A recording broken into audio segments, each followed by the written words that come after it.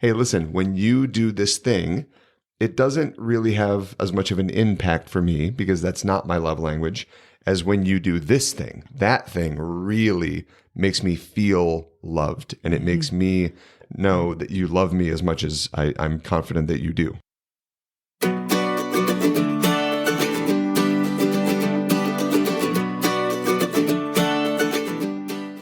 Welcome to This Whole Life, a podcast for all of us seeking sanity and sanctity, and a place to find joy and meaning through the integration of faith and mental health.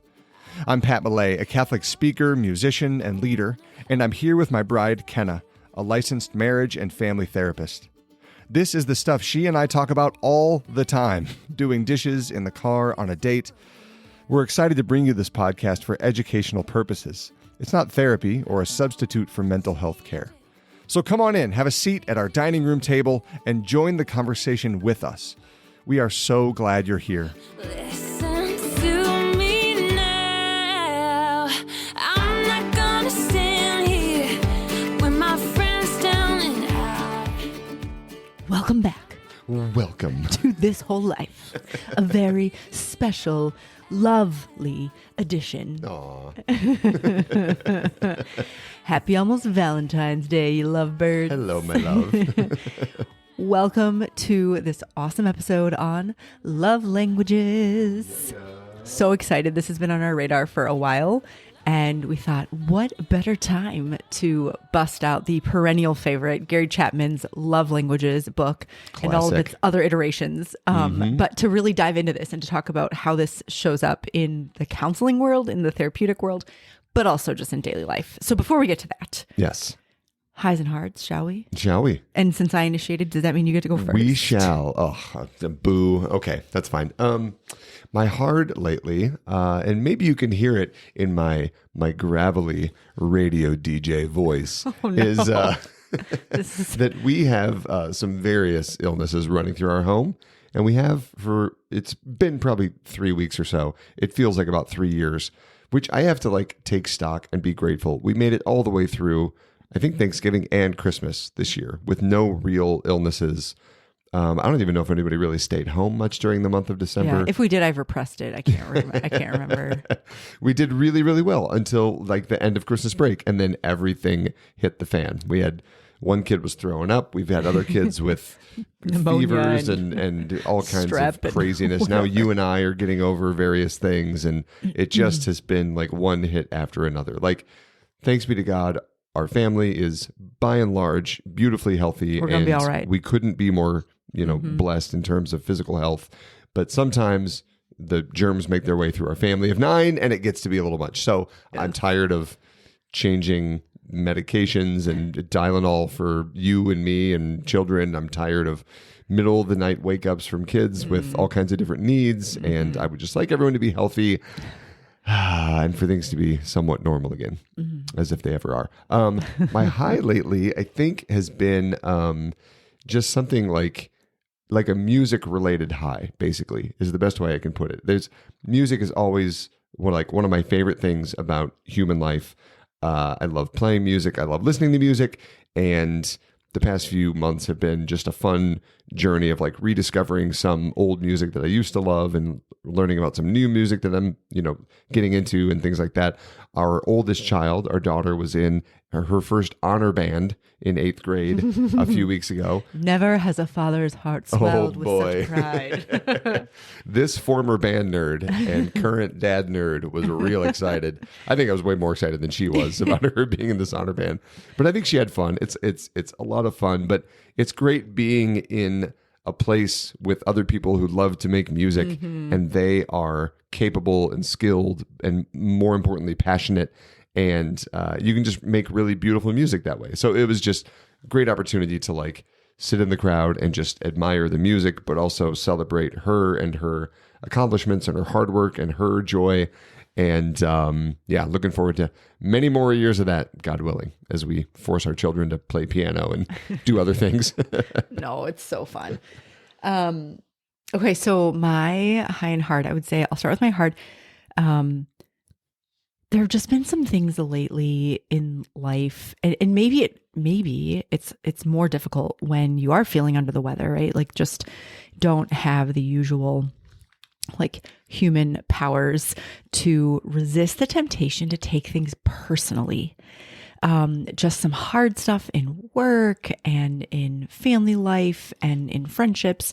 I wouldn't even say there's so much hard, just things that happen when humans try to just live together and be in relationship with each other in their brokenness. And to resist the temptation to take it personally, to resist feeling betrayed or slighted or rejected or like, and so just aware of, how much effort that does require. And being attentive to that it's a worthy hard. It's a hard. I would say the high is, this is kind of maybe kind of goofy, but like, Pat, I know you know this, but like for you listeners, when you have a child who's maybe in a season of being one of the more challenging in the bunch. I'm not going to say like an unpreferred child or anything like that. Definitely not that. But just one that you like really are like working hard to like, I love you always. Remind me why I like you. Like correct. help me out. And so, lately having some sweet moments with a couple of our children who I feel that way about lately. Or maybe in a season like that. and I've just had these sweet moments of like, oh, like there you are. And it's in the moment, it's a gift, but it also gives me hope. Like it gives me hope that like this is a stage, whatever it is that they're going through, they will overcome. This is not the whole of who they are. You know, like the goodness is still at the core of them. Yep. But I'm grateful for those little breadcrumbs that God offers me along the way of like, this child is not totally lost. You are not going to be at odds forever. You are not going to have to struggle to like your offspring. Like those little consolations where like, love your enemy. It looks one very particular way, oh, you know? Man. Yeah. So that's my high lately. So grateful beautiful. for those. Keep them coming, Jesus. That's all I got. I'm really glad you have those moments too. That's great. So today, you and I get to talk about love languages. But before we talk about love languages in a serious and not too serious, but a substantial sense, I would like to play a goofy little game with you to get into the theme of love. Okay? I'm not even going to resist. That's how much I love you. I'm not even going to resist. That is true self-gift right there. Yep. Doing it for my benefit, not yours. So here's what we're going to do. This is less of a game and more of just like funny, weird trivia, I guess. I'm going to give you 30 seconds, give or take, and I'm going to ask you to list all of the things that fit into this category that you can think of in 30 seconds. Okay? All of them are love related. Okay? Your first category is movies that have the word love in the title. On your mark, get set, go. Love Story. Love Actually. Okay. P.S. I Love You. Oh, wow. For Love of the Game. Isn't that a movie? Sure. I think it's a movie. I think it's a book and a movie. Like basketball? Isn't it a basketball game? I don't. Yeah, I think it's a basketball maybe. game. I don't see a timer going, and I think my 30 seconds is almost up. Oh, I'm pretty sure it's not. It's in my brain. About 10 seconds.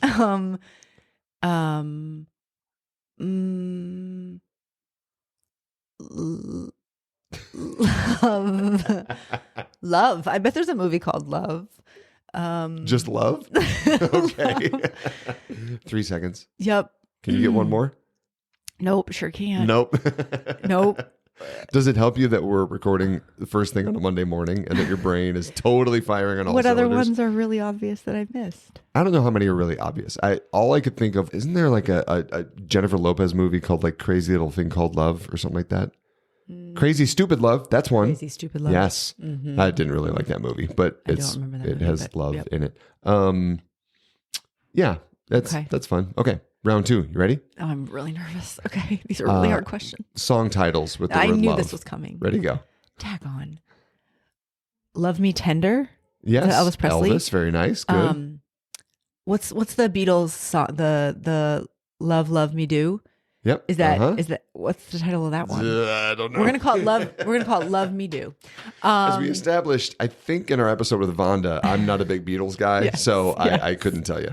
Yeah, go ahead. Okay. Other things with love. Oh, the Barney song. I love you. You love me. Are you kidding me right now?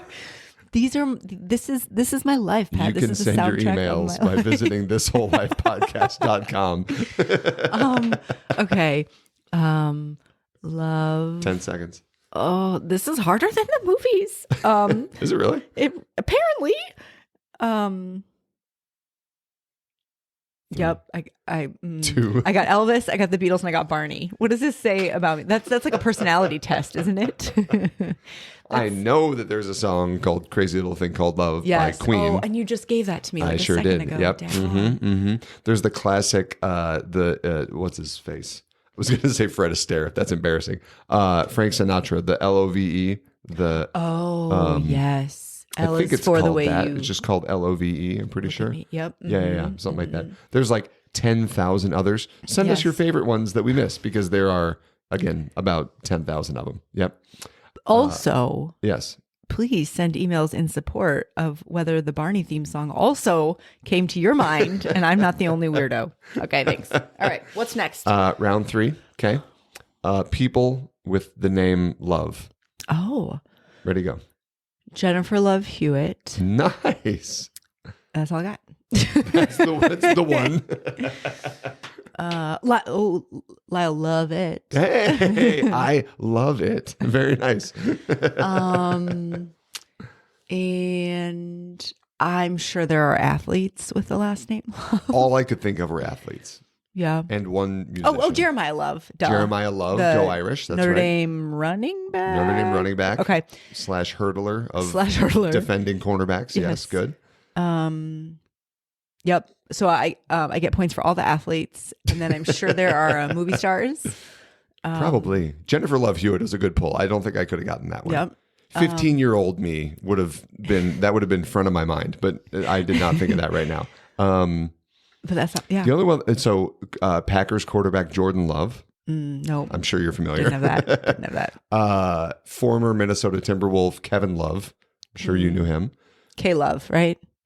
K Love, Yes, right? That was his nickname, right? Exactly. Former musician Courtney Love. Ah, yes. That was the other one Hole. I could think of. Hole, So you exactly, say. from the band Hole. And that's also all I got. Yeah, that's great. I think I had one more. Let me look and see. Let me see. All right, we'll see if we have time for this. We'll leave it, and if this doesn't work, I'm going to cut it out. So if you hear this in the podcast, you know that it was worth leaving in. Okay. Oh my God. Places Questionable. that have names related to love in some way. Okay. Oh, the song "That's Amore." That would be like That's love, Amore. right? Yes, that's correct. It's Italian for love. Okay, so Love's gas stations. Does that work? Sure.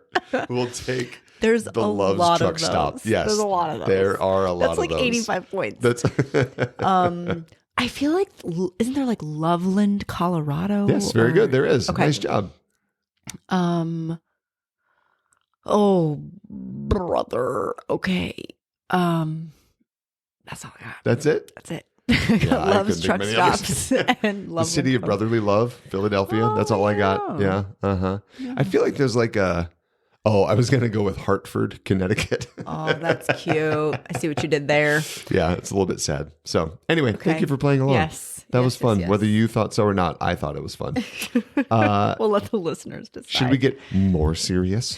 more serious? Let's talk love languages. Love languages. What are we talking about when we talk about love languages, Pat?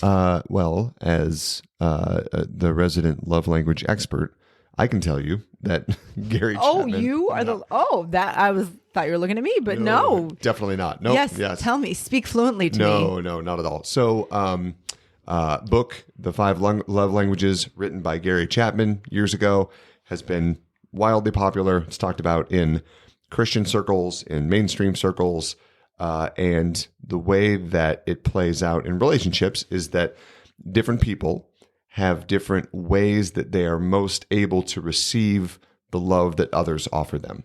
So all of us have certain kind of like instinctual or like built-in ways that we perceive love and that love is communicated to us. And the more that we can understand, the more that I can understand the ways that love is most clearly communicated to me, the more I can be aware and communicate to you, someone who I do love, hey, listen, when you do this thing, it doesn't really have as much of an impact for me because that's not my love language as when you do this thing. That thing really makes me feel loved, and it makes me know that you love me as much as I'm confident that you do, right? And then in return, I can be attentive to my own signs of love for you, and I can try to show love to you as someone that I care about in a way that you can most easily receive. Yep. And I think this has been so helpful. Like, why has Chapman's book been so popular? Because for so long, I think, spouses, boyfriends, girlfriends, significant others have felt like stumped by, I'm demonstrating love. Like, why does my significant other act as if I don't? And as you said, Pat, because if it's not the recipient's love language, it kind of falls on deaf ears, or the gift goes unnoticed, or that act of service goes unrecognized. And it can be so frustrating. It can be such a source of hurt and resentment and feeling unwanted, feeling undesired, feeling not sacrificed for. So it has huge implications for our relationships. And the good news is, especially for our listeners who we absolutely, recognize are people who desire to be loving, to give of themselves, that armed with a bit of knowledge, a little bit of self-awareness, and then, disclosing that to one another, this can really carry you far in a relationship, especially when you're in those like trench war years, where you're not dating anymore. You've got the little kids, maybe you're both working, or one's a stay-at-home parent and one's out working, and the time you have together is so minimal compared to what it used to be, in the dating years, in the engaged years, maybe early marriage. And so to be able to be impactful with the energy you put toward expressing love, as someone who really cares about efficiency and productivity, like, I want to know. I'm tempted to say that's your love language, but it's not one of Gary Chapman's 5. So it's the 6th. But I want to know that it's making a difference, right? Yeah. So anywho, I'm wondering if it would be helpful for us to just go through what are these 5 love languages for anyone who doesn't know, and also just for all of us, just to clarify, like, what does that look like? And again, to be thinking about it from the perspective of the recipient, of the one who receives this. Do you want to kick us off with the first love language? I would love to. Yeah. And I just want to, first of all, kind of hang on to what you said for a moment, that when people maybe start a relationship, when they're dating, when they're just kind of in the falling in love process, these conversations may seem a little bit silly, because in that stage of a relationship, in a very beautiful, healthy way, the emotions kind of carry them for a lot of their time together, right? I remember when we were dating, it felt like there was nothing that we did that wasn't full of love and joy and celebration. I felt loved by you basically all the time. Maybe you felt the same, hopefully. But we didn't have to have a lot of in-depth conversations about, when you do that, it actually doesn't say to me what you think it does. It doesn't hurt me, but it really doesn't carry the love that you want to communicate. When you get past that stage and the emotions come and go, right? The emotions are not what make a friendship, a marriage, a healthy relationship. The emotions are great, but they're not the goal. When you're in that kind of fog of war stage of marriage and family life, then it really does help to be clear about, how can I show you love best? When it's not automatic, when it's not natural, when it's not just instinctual, what are the ways that we can really work together in this? So that's a great point. I love that. So let's start out. Yeah. So Gary Chapman talks about 5 different love languages, and the first one is words of affirmation. So this is the love language that's all about vocalized words or written words of some kind. So it's saying to someone that you love, even saying the words, I love you, which 20-second story, which I think is hilarious and beautiful, but also funny. My great aunt and uncle were the farmers in Northwest Iowa, and he is just like salt of the earth, blue collar, great, like dutiful Irish farmer, right? Like you do what you're supposed to do. You take care of the people that you love, and you don't complain about any of your duties, responsibilities. A very good man, right? Probably not the most like emotionally forthcoming human that's ever lived, which is fine. Some people are different places on that spectrum. So they had been married maybe for 40 years or so. And my great aunt came into the room where my great uncle was watching TV one night.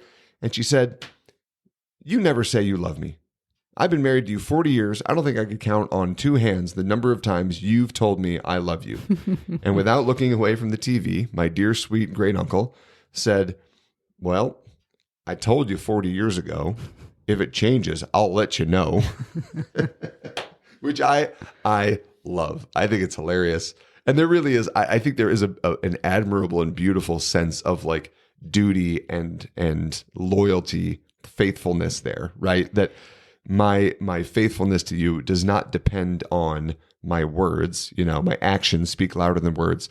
I would, though, suggest that maybe telling someone that you love them is a really healthy habit to get into as well. Well, and also, right, she was doing the vulnerable thing. Your great aunt was doing the vulnerable thing of demonstrating like, this is something I need to hear. And that's exactly what a love language is. It's something I need. You don't just fill my cup once with that. Like I need it over and over again. And so when it comes to words of affirmation, that confirmation of here's the goodness that I see in you, it needs to be articulated. Yep. It needs to be clear. Yeah. So maybe it's telling the person that you are married to or that you're dating, I love you in a specific way, in the morning, at night.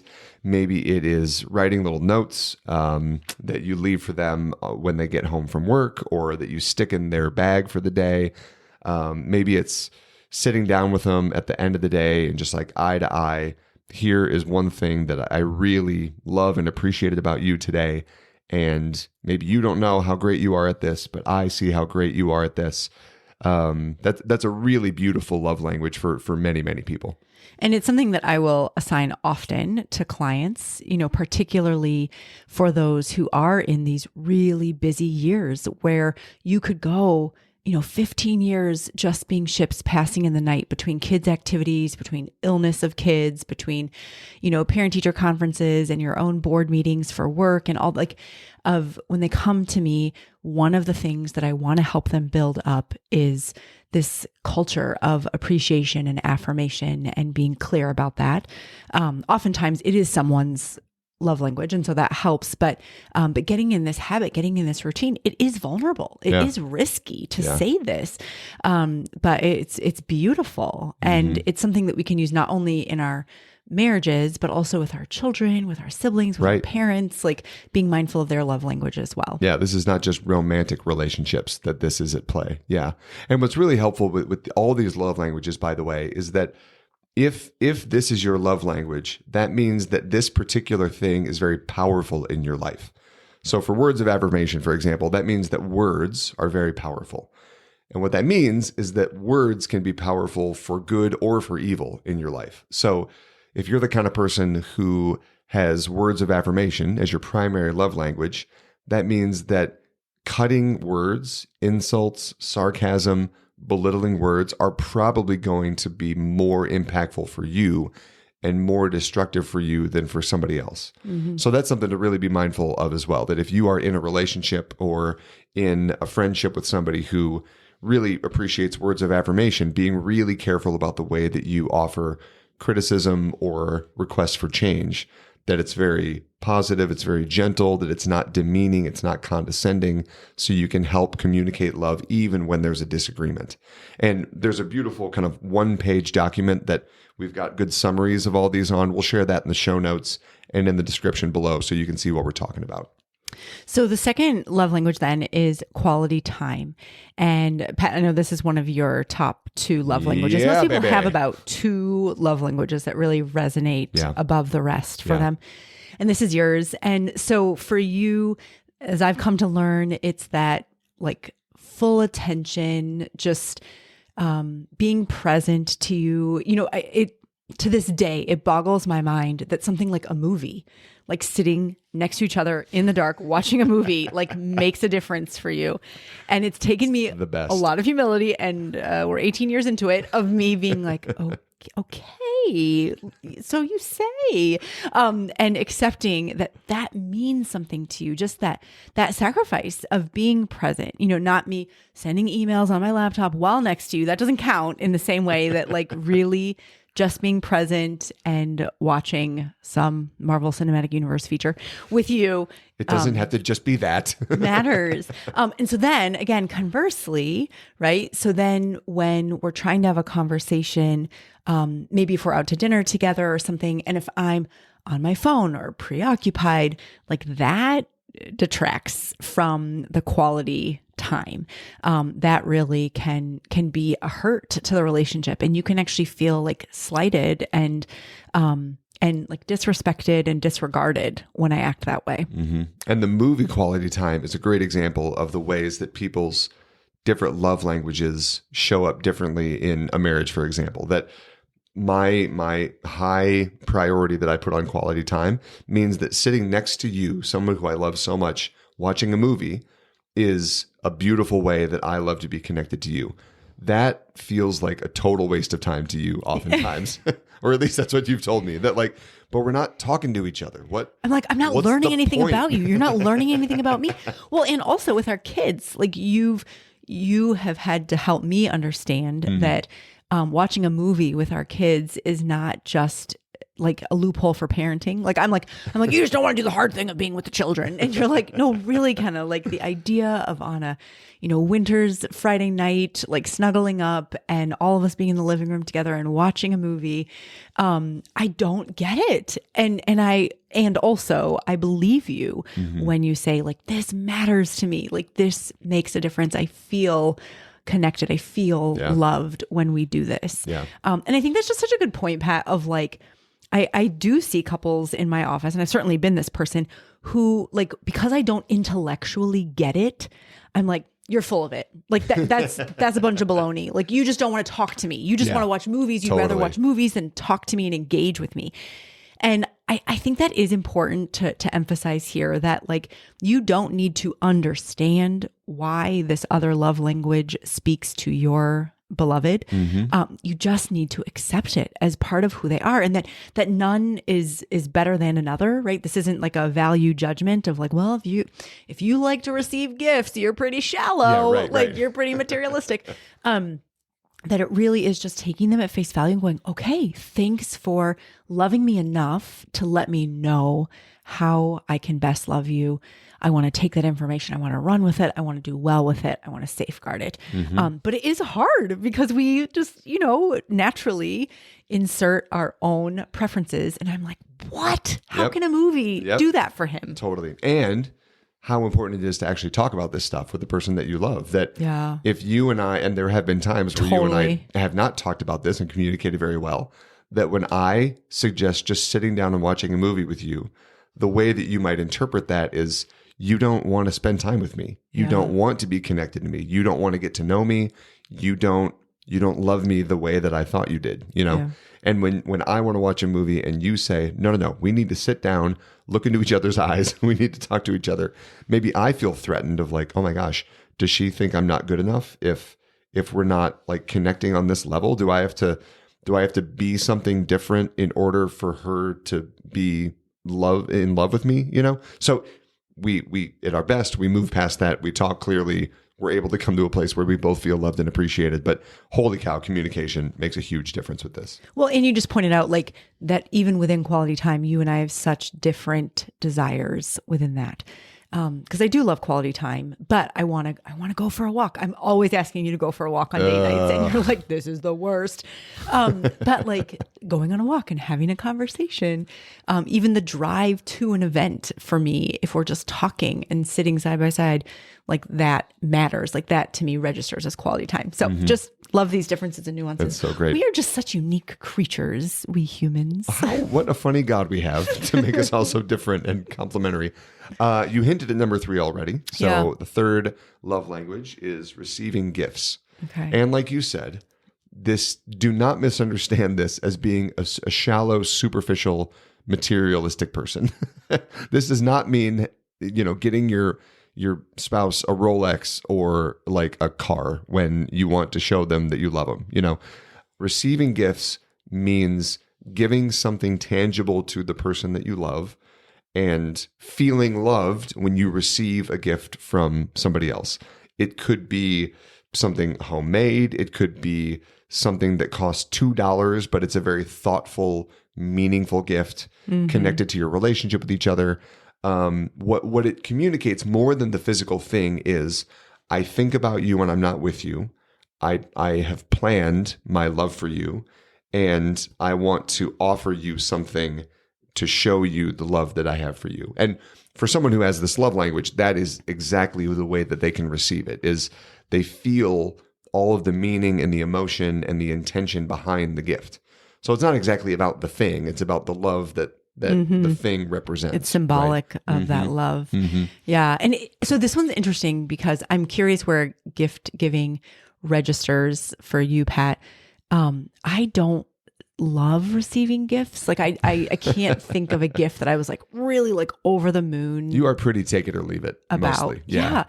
I like receiving experiences as gifts, but again, that's more like a quality time kind of a deal. Yep. But anyway, I like giving gifts. I enjoy, like I was thinking about the other day I was in a shop and saw a candy from my childhood, Charleston Shoes. Just a shout out to Charleston Shoes. Barney and Charleston Shoes. Like I am like circa 8 right now. 7-year-old Kenna is really coming through today. But I was in a shop and saw Charleston Shoes and I was like, I should buy these for the kids to try. And like it was a super silly little thing. I was like in an old school like general store. Yeah. But little things like that, I get really excited about that stuff. But if someone did that for me, I'd be like, cool, thanks. Isn't that just so, I think that's so fascinating though. Like I think in that way, but I don't receive in that. I think to give in that way, but I don't really receive in that way. Totally. Yeah. But I love the hunt for a good gift. I can't think of the last time a gift really like wowed me. You are a very good gift giver.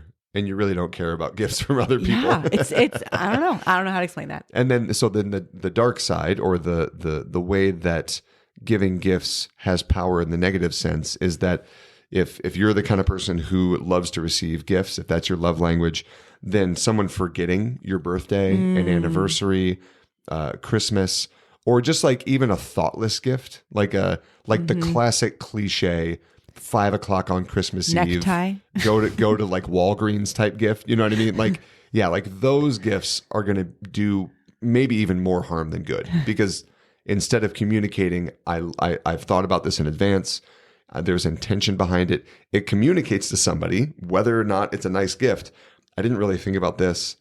It seems like I don't think about you, which may not be true, but that's the message that they're receiving if this is their love language. Yeah. That one's tough because that requires some pre-planning, some budgeting. Put the dates in your calendar and never forget them. I know. I'm thinking about all my friends who probably maybe have gift receiving as a love language, and I'm just like the worst at acknowledging this. So anyway, sorry guys. Okay. Final one? No. 4th out of 5. 2 more. So sorry. 4th one. Love this. It's acts of service. Now this is Are your my children listening? love language. I know my spouse is listening. Are my children listening? You know those like coupon books of like give you a back massage, make you breakfast in bed. Let's bring those back. That is the gift you want to receive. I know that those like were the cliche when we were growing up. Yep. And it was like, this is the cheap, the 10-cent way to like do Mother's Day that your teachers helped you with before school let out for summer.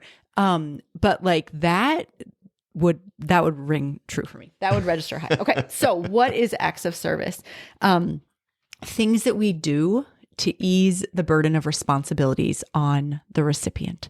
So things like, Pat, this morning, darling, when I got into our 12-passenger van to take the children to school and we were late because of Catholic Schools Week. Love it. Oh, I really do. I really love Catholic Schools. I love anytime the teachers have us dress up, but anyways, okay. I have a love-hate relationship with Catholic Schools Week. So anyways, but when I found that you had put gas in the van, did you do it yesterday? I put some gas in the van, knowing you're going to go to Costco and you're going to fill up the cheap gas tomorrow. Yes, it would have been yesterday. But on the drive home from church yesterday, it was down to like 70 miles, whatever, in the tank. Yep. And this morning I got in the van and I was like, daggone it. Like I had to take the kids to school. They were late. I was trying to get to 8 o'clock mass this morning. And then I looked down and it was halfway full. And I was like, I am so in love with this man. Like that, better than any gift you could have given me. Right. You gave me the gift of time. I gave you the gift of gas. And you're the welcome. gift of time. And you saved me from standing in the frigid Minnesota winter pumping my own gas. So thank you. Thank you. You're very welcome. Good, kindly gentleman. Okay, so that is an act of service. And that rings real high on my, what's that called? Hierarchy. It is a goofy thing love that languages. the filling up of the gas is something that I really try to own as best I can as a husband, as an act of service for you, of not making you, my beautiful bride, stand in the cold weather of Minnesota to fill up gas. Do you think you would do it if it didn't register so high for me? Like if I didn't care about it? I know it's like hard to know, but like, do you think you would be? One of the reasons that I do it is we, early in our marriage, we went on some like marriage booster thing. Yeah.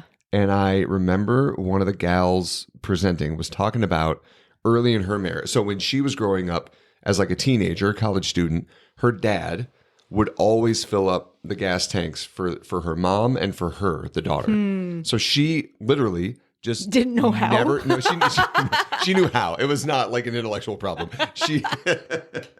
She knew how to do it, but she just, number one, was not in the habit of doing it. And number two, she was just raised with this understanding of this is what the dad does. Like the fairy comes. Yeah, the right. dad fairy comes and fills it up. Yeah, the wife doesn't do this. The husband fills up the gas. That's part of the husband job, right? So then she gets married, and the husband does not know this, and he does not have this understanding. It's not part of the decree. So her tank, she watches her tank the first few months of marriage, it gets lower and lower, and she has to fill it up on her own. And she is like harboring resentment. She's so hurt. So she had to go to him and be like, what is your problem? I thought you loved me. And he was totally blindsided, had no idea. So it's a funny story. They figured it out. They clearly, communicated if they were leading our marriage booster correct, retreat, God bless them. But that was like a really good, poignant image for me of like, okay, so practical love for my spouse can look 1,000 different ways, but this is one very minor sacrifice that I can make out of love for you. And because it is your primary love language, that tiny act of love is amplified times 1,000. Like I can write 1,000 little love notes, and I'm sure you'd appreciate every one of them. I mean, let's not stop you. Are these going to be affirmation filled? But they would notes? not carry the weight. They would not be amplified like an act of service would be, right? It's true. When I like just totally out of the blue clean some part of our house that you've been wanting cleaned for a month. Holy cow. Like our bathroom this weekend? Like our bathroom this weekend. Thank you. You're welcome. Which softened the blow when you had a work commitment pop up and had to scoot, and I was left solo parenting all day correct. Saturday. Yes. So at least you came home to a clean bathroom. Yes, that's right. I was like, okay, he can stay. No, I love this, and I think not only that story about that the woman whose dad always filled up the gas, that's such a good illustration of like, yeah, and you sometimes don't know that you need to talk about this until you stub your toe. Totally. The marriage, the relationship stubs its toe on something of like, we have to voice these expectations, or not even just expectations, but I have to tell you about just how much this means to me, how much I feel cared for by you and seen by you and protected by you. So again, such a great underscoring of like discussing this. This is a preview of the challenge by choice, by the way, but like such a good emphasis on, got to talk about these things, got to make them explicit. We cannot expect mind reading. This is a dangerous territory to expect mind reading. Yep. So anywho. So great. Don't you feel so loved about your acts of service now that you get to talk about it? Yes. It's the greatest. Yeah. You're like really hoping I write these down. My quality time, your acts of service. Those are our top two for sure. Definitely. The fifth and final physical love language touch. is physical touch. I don't know why talking about love languages makes me want to sing, but it really just does. I think I just feel like I want to put us in a loving mood. Yep. So this is a hot topic for so many couples, as you can imagine, coming into my office, talking about challenges in the realm of physical touch. And we don't just mean sex, right? We're not just talking about in the bedroom, but throughout the relationship, ways in which we just lovingly, physically connect. Again, one of the things that I will have couples do is when we're practicing reflective listening, which we will have an episode coming up on listening soon, but is turning to each other, making eye contact. And then I say to them, is there a way that physical touch could be a part of this conversation that feels really natural? Like, right, no need to like hold each other in a 10-minute embrace while you're having a conflictual conversation. Or like a firm handshake. Right. but like a hand on the knee, or, can you put your arm around her? Or can you lean into him? Just these ways of connecting with each other physically are so important. And Pat, I know this ranks, I was asking you the other day, like, do you think your love languages are still the same as they were when we came into this marriage? And what do you think they are? And so you said quality time and physical touch. Yeah. And I said, for sure, acts of service, still the same, and physical touch. I think mine have flipped. I think coming into marriage, physical touch was actually my top, which just statistically, men tend to hold that as a higher love language than women. But I remember, and I don't know if you recall this, Pat, like I remember in the early days of marriage, like feeling very hurt. And of course, we have a couple episodes related to lots of things that were going on in our physical relationship as well. And things that were challenging our sense of intimacy and safety and security with each other. But I remember feeling so disappointed that I thought that once we got married, it would just be a constant physical touch fest. Like we would go to bed holding hands. We would sit next to each other on the couch always. We would, eat dinner, like touching knees. I mean, I don't know what I envisioned, but like... And now with 7 children between us, like it just cracks me up. But You're lucky if I get to hold your hand once a week. True. I mean, we had a child sleep between us last night, for crying out loud, or half the night. She wasn't sleeping; she was flopping like a fish. But but I remember being so let down, and kind of like thinking that like, oh my gosh, marriage, like this is going to be amazing. I'm never going to have to ask for it again. I'm never going to have to feel like embarrassed that I want it. Like, you're my husband. Like, it's totally great. And we had to have several conversations of like, what's reasonable? What is, kind of that balance between you being like, I just need some space sometimes. Like, I just can't go to sleep. Stop touching me, woman. Spooning you all the time. And me being like, but I'm asking for this love language to be satiated. Yeah. So anyway, those are things that I remember. And even within, both you and I have physical touch somewhere in our top 2, definitely top 3, but probably top 2 for each of us. But even the way that it's expressed sometimes needs clarity and openness, right? My favorite. Talk about the pushing. Yes, that's exactly what I'm going to talk about. That's right. So, dear listener, there was a habit that I got into in our marriage of, you can imagine. So, in your relationship with me, Kenna, we live in a home with 7 children. There are 9 people in our home, and people are moving past each other every minute of every day, right? My favorite, like, goofy description of marriage I saw online at one point was, marriage is 60 years of the person you love most standing in front of the one drawer you need right now. Which is very accurate. So true. So whatever. So we're passing through the kitchen and the house all the time, whatever. And I, in my brain, was like, oh, what a beautiful opportunity for a little physical touch. So I would just give you a little touch on the small of the back as I passed you by. Like, oh, my dear, sweet, precious one, who I am committed to and give myself to sacramentally day after day. And I just give you a little touch, a little reminder of my love. And after about what, 2-3 years of doing this, Oh my something like that, maybe longer. You finally were like, why are you pushing me out of the way? What is your problem? Why are you using me as like a launching pad? You like shove me in the back to like propel yourself forward. So in my mind, what was a little love tap, a beautiful little like, aw, I enjoy being near you and I enjoy physical touch with you. You perceived as me just like dismissing you. Like, oh my gosh. Move aside. It Obstacle. was the worst. It was the worst. And after we had that conversation, I remember it would take you, it I don't know, it took you a month or so to cut the habit, because it really was a habit. It had gone on for so long. I don't know why I let it go on for so long, but it went on for so long. And like you would do it and then you'd be like, I would like turn around with like my fire breathing dragon eyes and you would look at me like, and you'd be like, I'm so sorry. I'm so sorry. Like, not pushing. Don't let it happen again. So what you didn't say is stop touching me. Don't touch me again. What you said was that feels like you're brushing me aside. So pushing me away. What we have now gotten into the better habit of is, instead of like, this is hard to do because it's an audio podcast, instead of like a little touch and just release, like a little tap, like a tap, instead of a tap on the back, it's like a rub. It's like a little caress. Like a, aw. I said to you, my beloved. I would love a caress. I don't love a shove. Yes. So I caress you through the kitchen nowadays. And it seems like that is received much more readily by you. So much better. And I want to acknowledge this too, like, because we did actually have someone write in and encourage us to do an episode on love languages and to talk about like how difficult it is when physical touch is not the other spouse's love language. And it ranks high for the other. Again, stereotypically, it's usually a man's high love language and a woman's low in her hierarchy.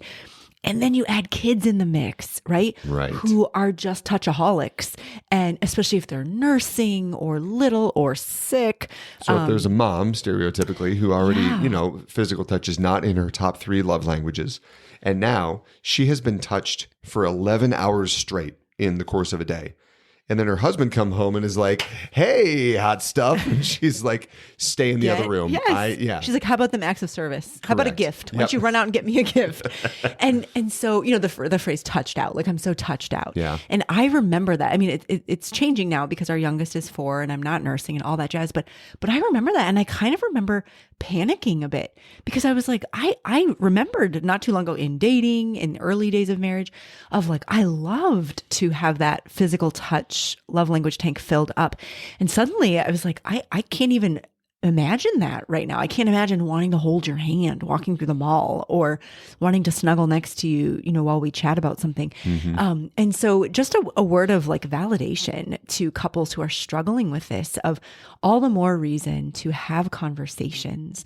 And again, it's that nudge toward taking your spouse at face value of that this really is their love language, and that for the other to be flexible, to be charitable, to be generous, especially if you're in these early years, which we know so many listeners are, of family life, where there is a lot expected of both parents, but especially if a mother is nursing or a child prefers a mom, which we know what that feels like in our household right now. Oh yeah.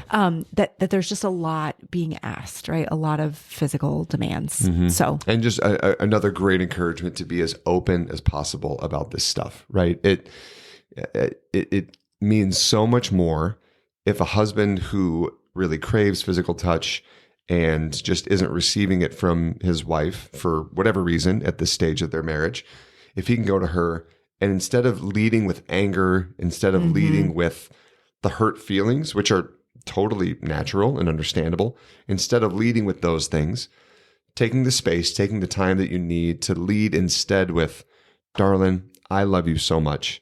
And because I love you, I love to be around you. I love to be close to you. And one of the ways that I feel closest to you is when we hug, when we hold hands, when we snuggle, when we have happy married time in the bedroom. Does that make it X-rated if when we say have sex? No, it doesn't really. It's fine. When we have sex, like I love these kinds of physical connections with you, right? And just leading with love. And for a wife or a husband, whoever maybe is not really high on the physical touch scale, for them to reassure their spouse or their significant other, I love you. I do love you.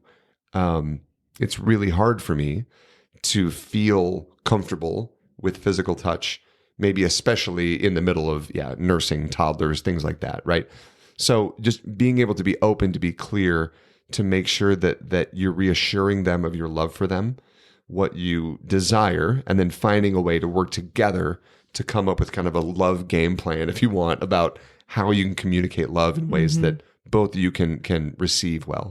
And you may need to really call on that secondary love language as well, even more so, than that time. But finding a way to meet each other's needs, which, let's back up. Okay, how do we even know this? Maybe as you're listening, you've got a sense of what your top languages are as we've talked through these. A way to know more is to take the love language quiz, which is linked up on the show notes. And to ask your significant other to do the same, and then to have a conversation about it, which I'm totally jumping ahead, but that is our challenge by choice, is to take the love language quiz, and then to have a conversation about it and to consider ways in which it's already happening and celebrate the wins of we're already doing this, or that makes sense that last week when you filled up the gas for me, or last week when you left that Post-it note for me, or I'm remembering, Pat, when we were dating, especially long distance, I used to send you cards all the time. Now knowing that words of affirmation don't really ring true for you or aren't strong for you, I don't know that those mattered, but I spent a lot of my hard-earned pennies on stamps. They're never wasted. No, but I enjoyed it. But looking and considering here are the ways we are speaking one another's language. Here are some opportunities to fill the gap, ways in which we've been missing each other. So just a great springboard for a conversation again, as we are in a season of the year where, Hallmark and hearts and candies and roses and all that are just around us. Let's run with it. Let's use it as an opportunity to talk about this, for the good of the relationship and for the glory of God, right? To really honor and celebrate that we are different.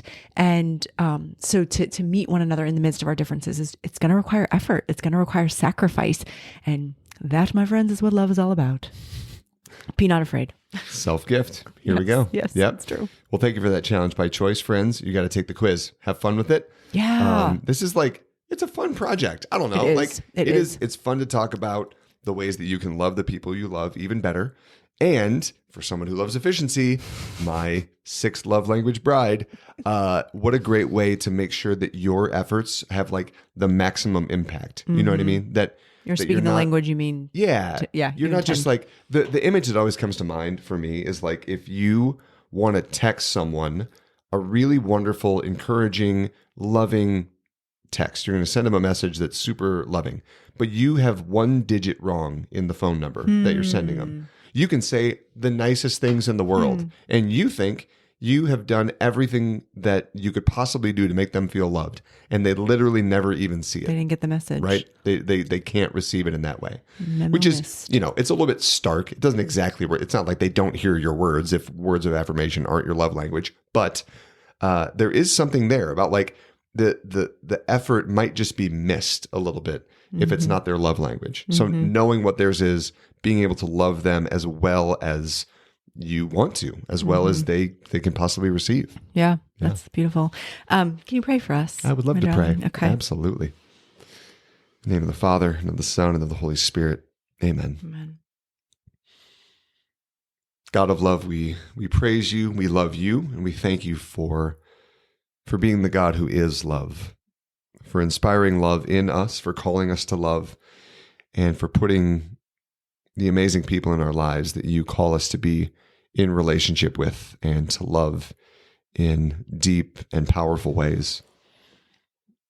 Lord, we pray for the courage, for the clarity to acknowledge our own love languages, to communicate those with the people we love, to have good and healthy conversations with our loved ones about their love language, to be able to share love, to be self-giving in ways that they can receive. We pray, Lord, especially for healthier and more loving relationships and especially marriages throughout the world, Lord, that we can be a greater image of your love for the church and vice versa in our own marriages. Lord, please bless us as we continue to love you and love each other, and help us to love more and more like you. And we ask all this, Lord, in your name. Amen. In the name of the Father, and of the Son, and of the Holy Spirit. Amen. Amen. Well, my love, it's been just a joy to be with you. Yeah, fun to break open this topic. Dear listener, it's been a joy to be with you. This is no exaggeration. You don't just have to tell us all of the songs about love that we missed, but we would love to hear what is your love language? How do you receive love for others? What conversations have you had with your spouse or your children or your significant others about this stuff? How did this bear fruit in your most intimate relationships? Yeah. Like, how has this become important? Yeah. So you can connect with us on Instagram at This Whole Life Podcast. You can send us a message and check out some more info about this stuff. You can visit our website at thiswholelifepodcast.com, and you can find the show notes for this episode with the online quiz that we talked about, with the kind of one-page summary of all the different love languages. You can also send us a message through the website there. And we love you, listener. We will see you next time. God bless you guys. On This Whole Life. You're not alone, you're not alone, you're not alone. This Whole Life is a production of the Martin Center for Integration.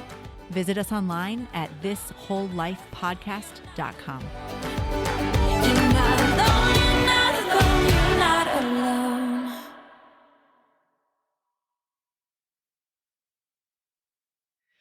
How is that in terms of volume and closeness and sharpness and all of the icky sounds? It sounds great. Okay. A little more.